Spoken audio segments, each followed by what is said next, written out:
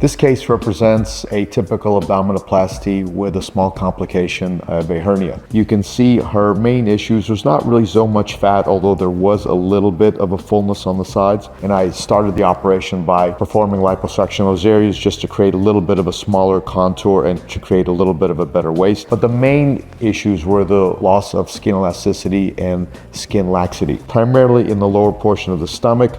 And you can see some stretch marks in this upper location, and of course this umbilical hernia. And the way I performed the operations, I made a very, very low incision, really more in the crease of the upper thigh so it's easier to hide in a bathing suit, and removed all of the skin going up above the umbilicus. And then at the same time, I did an internal repair of the umbilical hernia. So now instead of having this belly button that sticks out, it goes inwards. This is a little bit of an early post-operative period, so the scars around the umbilicus haven't quite healed yet, but eventually as they become thinner, should have a beautiful result with a normal looking belly button and not one with a hernia. If you have had this similar appearance of your abdomen as a result of pregnancy, please give us a call so we can discuss your specific case.